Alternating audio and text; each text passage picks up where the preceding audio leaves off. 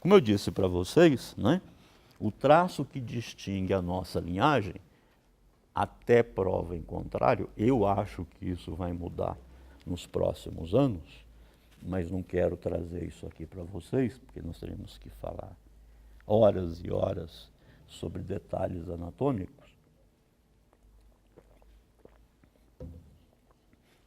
O fato é que até agora, pelo menos, parece mesmo ser a bipedia que distingue a nossa linhagem. Ela aparece com quem? Ela aparece, vocês não precisam pensar nos nomes, não precisa sofrer com os nomes, deixa que eu sofro.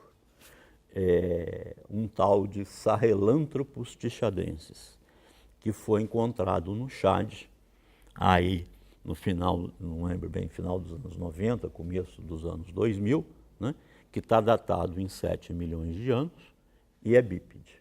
Por que a gente sabe que é bípede? Só encontraram o crânio.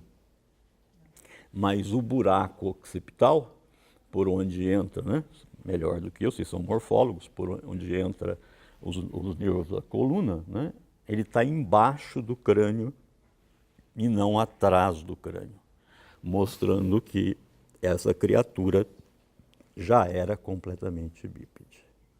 Mas olha que interessante, sabe qual é a capacidade cerebral dele? Míseros 350 centímetros cúbicos. O chimpanzé tem 450. Então, o nosso primeiro ancestral, ele tinha uma capacidade craniana menor do que o que se encontra hoje no chimpanzé, né? O Darwin, quando pensou originalmente, a pedra está aí circulando, todo mundo segurou a pedra, não vai monopolizar a minha pedra, hein? O Darwin, quando pensou em evolução humana, ele juntou 3 coisas. E na época fazia sentido, hoje não faz mais o menor sentido. Mas também o velhinho não precisava acertar tudo, né?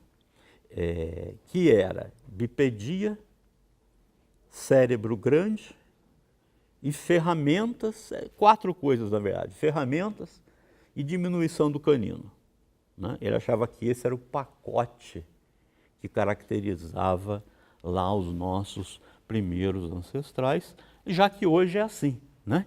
Nós somos bípedes, nós temos cérebros grandes, nós temos alta tecnologia e nós temos um canino pequeno. A má notícia é que a gente vem descobrindo que essas coisas não andaram juntas. Não andaram juntas. Então, por exemplo, você tem o bípede há 7 milhões de anos com cérebro de mexerica, 350 centímetros cúbicos, não é? Que, por outro lado, tem um canino reduzido. Mas para frente, quando você entra nos australopitecíneos, não é? Que também tem um cérebro muito pequeno, tá aí já equipara com o chimpanzé, dá uns 450 centímetros cúbicos, mas alguns voltam a ter canino grande. Cérebro grande só vai aparecer de 2 milhões de anos para cá. Então você veja, nós éramos bípedes desde 7 milhões.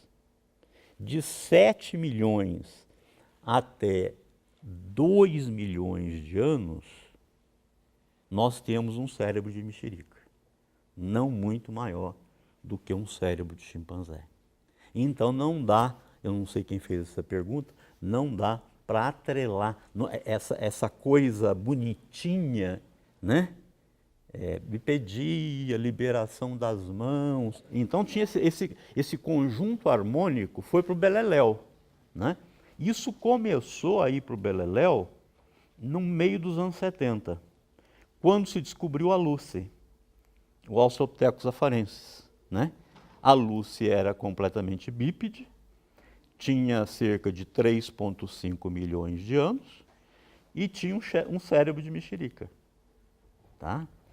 Isso foi muito interessante, porque eu entrei na putaria em 78, 79. né? A Lucy foi descoberta em 74 e publicada em 79. Então eu peguei essa crise, né? Quando eu entrei na paleoantropologia, eu já entrei com essa crise, né? Então nós sabemos hoje que esse conjuntinho bonitinho, né? As primeiras ferramentas vão surgir, olha que coisa interessante, elas vão surgir, as primeiras ferramentas, até cerca de 3, 4 meses atrás, elas estavam datadas em 2,6 milhões de anos, né? Os primeiros representantes do gênero Homo, estão datados aí por volta de 2 milhões de anos. Então hoje nós sabemos que alguma linhagem, antigamente a gente usava a fabricação de ferramenta para definir o gênero Homo. Hoje nós sabemos que não. Teve australopitecíneos, né? Ou seja, pré-Homo, que fizeram ferramentas de pedra lascada. E agora, para surpresa total, acharam no Quênia ferramentas com 3,3 milhões de anos. Ou seja, com australopitecíneos com cérebro de mexerica.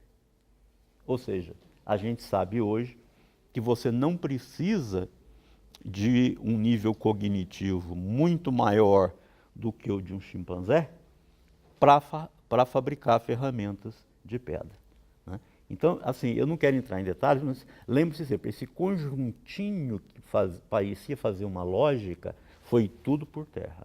Bipedia não tem nada a ver com o tamanho do cérebro, redução de canino não tem nada a ver com ferramenta, e ferramenta também não tem nada a ver com liberação. As mãos já estão liberadas há 7 milhões de anos. As primeiras ferramentas, 2,6 milhões de anos. Quiçá 3,3 milhões de anos.